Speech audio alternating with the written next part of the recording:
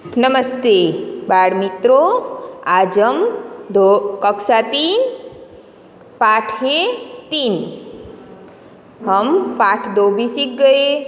हाँ, यहाँ पे हमने वर्ण परिचय में व्यंजन और स्वर सीखे थे ना, जो वो पाठ 1 और 2 दोनों आ जाते हैं। ठीक है, अगर किसी से गलती में समझ में ना आए तो मैं एक बार फिर से बता देती हूँ कि पाठ 1 और 2 यानी कि वर्ण परिचय यानी कि स्वर और वर्ण परिचय यानी कि व्यंजन, ये दोनों पाठ 1 और 2 है। अब पाठ है 3 शरीर के अंग। देखो यहाँ सभी को चित्र दिखाई दे रहा है।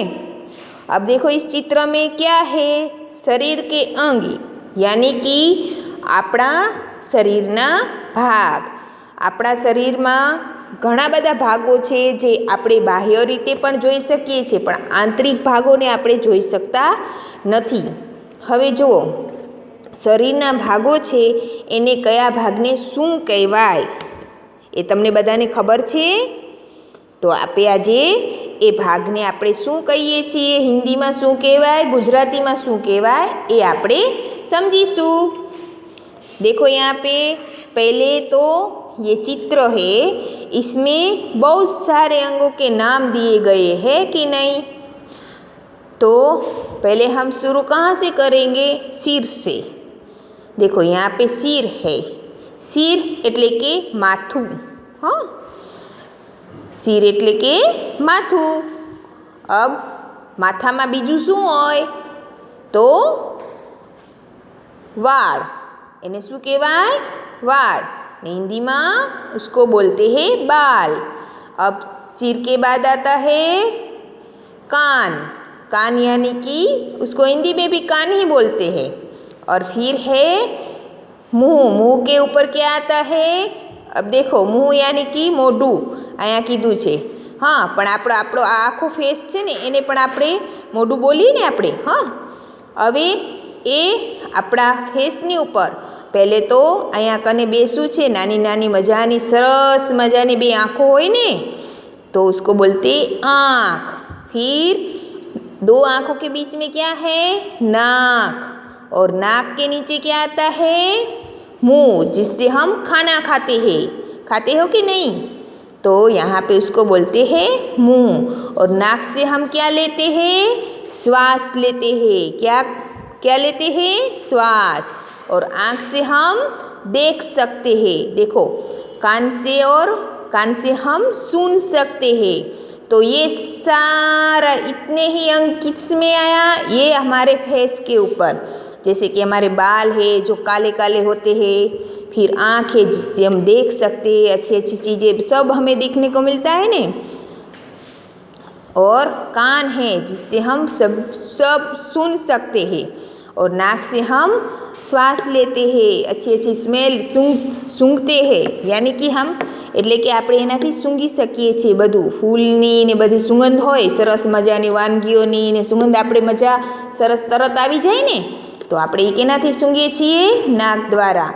હા, અને મોઢાથી આપણે સરસ મજાનું સ્વાદિષ્ટ ખાવાનું ખાઈ શકીએ છીએ, સરસ મજાનું બોલીએ છીએ ને।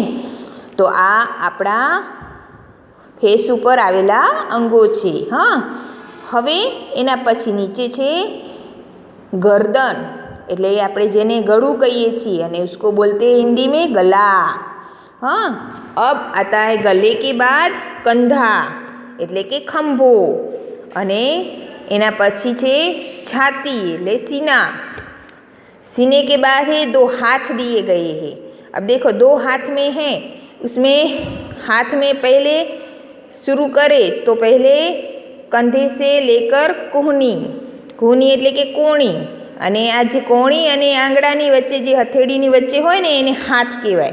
और फिर आता है अंगूठा, एने अंगूठो कहीए। अने एनी साथे 4 आंगळीओ छे। आपणे हाथ बंद करीए तो 5 बंद करीए तो मुठ्ठी बने ने। हाँ, पण आंगળી 4 छे, एक शुं छे? अंगूठो छे। तो 4 आंगळीओ पण आपेली छे, उसको बोलते हैं उंगलियां।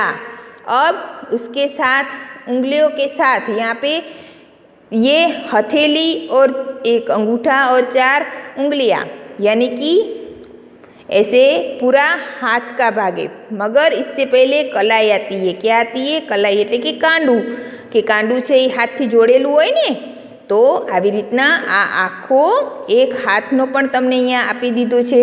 હવે હાથ પછી આવે છે પેટ. જે છાતીનો નીચેનો ભાગ છે, જેનામાં આપણે ખાવાનું ખાઈએ છીએ ને, એ બધું પચવાનું કામ ક્યાં થાય? પેટમાં થાય.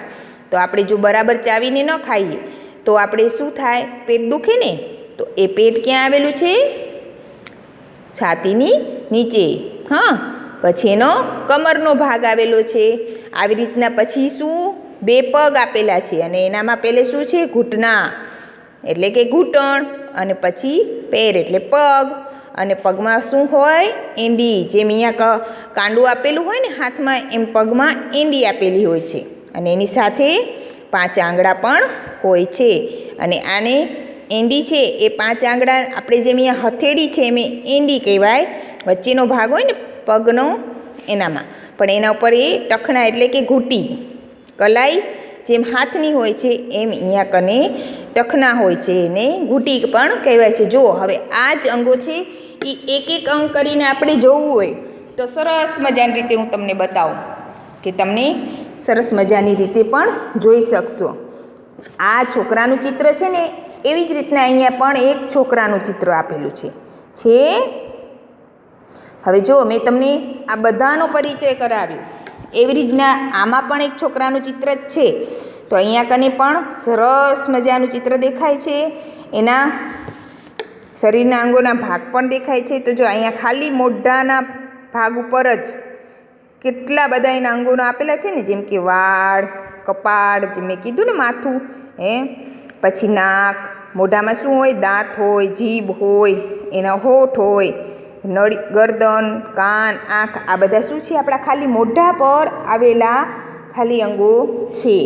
હવે એના પછી જો એક એક અંગ આપેલા છે, જેમ કે અહીંયા 5 આંગળીઓ આપેલી છે. તો એક હાથની 5 આંગળી હોય તો 2 હાથની કેટલી થાય? 10 થાય કે નહીં? તો આવી રીતના 2 હાથની આંગળીઓ બતાવો તો તમને 2 ભેગી કરીને બતાવવી પડે ને. પછી અહીંયા કને બીજું શું આપેલું છે? કોણી આપેલી છે. જેમ હાથમાં શું હોય? કોણી હોય. એવી રીતના પગમાં શું હોય? ઘૂંટણ હોય. પછી આ આપણો ખંભાનો ભાગ છે, અને આ છે પેટનો ભાગ. મેં ન કીધું તમને કે ખંભાનો છાતીનો ભાગ હોય ને ખંભાનો ભાગ હોય, એના પછી નીચે પેટનો ભાગ આવે ને, ધડ જેને કહેવાય. તો આ છે ધડનો ભાગ. પછી અહીંયા આપેલા છે કાન, નાક, જીભ, આંખ, ગાલ અને આ દાંત. આ બધા અંગો છે જે મોઢા ઉપર આપેલા છે. હવે જો આને આને આ બધા અંગોની સારી રીતે સંભાળ રાખવી જ જોઈએ. નહીંતર જો આપણે કાન બરાબર સાફ ન રાખીએ તો આપણે ઓછું સંભળાય. જે નાક છે, આપણે જીભ બરાબર સાફ ન કરીએ તો આપણે પેટમાં જીવાણું જાય ને. અને આંખોને પણ સરસ મજાને સરસથી ધોવી જોઈએ ને. તો આનું પણ આપણે ધ્યાન રાખવું જોઈએ. પછી દાંત છે તો એને પણ દરરોજ બ્રશ કરવો જ જોઈએ, કે જેથી આપણા દાંત પણ સ્વચ્છ રહે. હવે જુઓ આગળ. તો આ રીતે આપણે આખા બધા જ અંગો વિશે પણ સમજ્યા, અને તમે બધાએ જાણ્યું ને કે આ આપણા શરીરના ભાગો છે, અને એને આપણે આ કહી શકીએ છીએ. હવે જુઓ, આના બધા શરીરના અંગોના નામ છે એ હું તમને આપીશ, ફોટા મોકલીશ. તો એ બધા જ શબ્દો સારા અક્ષરે પાકી નોટમાં લખવાના છે. પેન્સિલથી લખવાના છે, અને સરસ પણ અક્ષર કરવાના છે. તો બધાને સમજમાં આવી જ ગયું હશે. તો અસ્તુ.